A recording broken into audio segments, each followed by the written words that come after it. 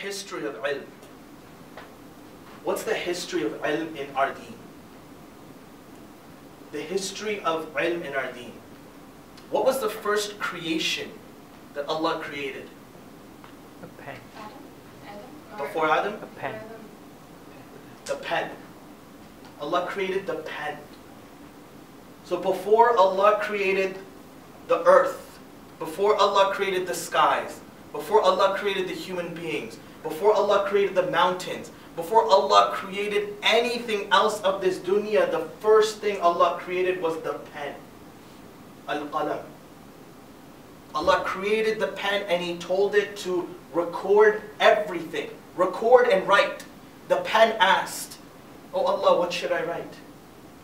Allah told the pen to write everything that will occur from now until the end of time. That's the first thing. That's the beginning point of knowledge, of ilm. That Allah shows the importance of ilm over every other thing by starting the creation with the pen, al-qalam. And then, how did Allah, what was the first human being created, sister? Adam? Adam alayhi salam. Then Allah created Adam alayhi salam, the first human being that was created, alayhi salam. What was so amazing about Adam alayhi salam? How was he shown superiority over the angels and the jinn? Yeah? Was taught the names of certain things. He was taught the names of all things. He was taught the names of all things. Allah says in the Quran, وَأَلَّمَ آدَمَ أَسْمَاءَ كُلَّهَا. That Allah taught him the names of everything. I want to step back and just fathom that for a bit. Take that in. He knew everything, alayhi salam, through the knowledge of Allah. So this wasn't like us where, we open up a book and we're like, we don't know what this is, we don't know what that is. And we have to learn to understand it. It isn't like watching National Geographic and you're watching all those fish and you're like, I don't know any of these. Which one's this fish? Which one's that fish? Which one's this animal? You don't know. Adam was given the knowledge of everything, alayhi salam. So his knowledge was a means of superiority over the angels. He was shown superiority through his Knowledge. through his knowledge. And then, what was the first revelation given to our beloved Prophet sallallahu alaihi wasallam? Iqra. Read. Read. SubhanAllah, look at the rich history that Allah is showing to us of how important ilm is. That we started off with the creation of the pen. The first creation, the first human being was given superiority because of ilm. And the first revelation that was given to the final prophet of Allah, sallallahu alayhi wasallam, it was the command, Iqra. Read.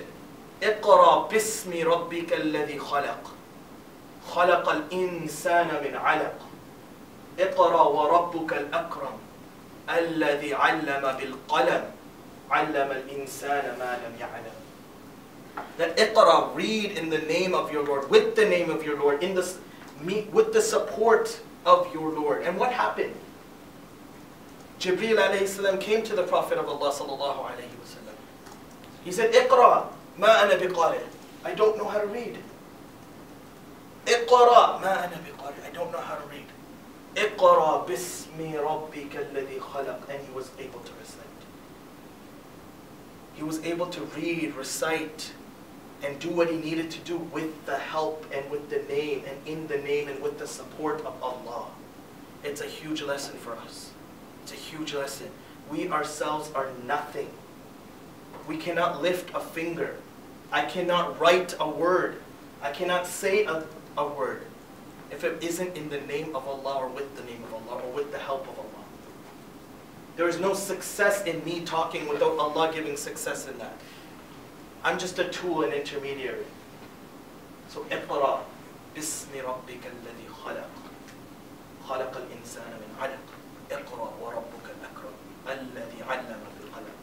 It is He who taught by the pen. And He taught you that which you do not know. The superiority of ilm is shown to us in our deep, rich history. But we ask ourselves, have we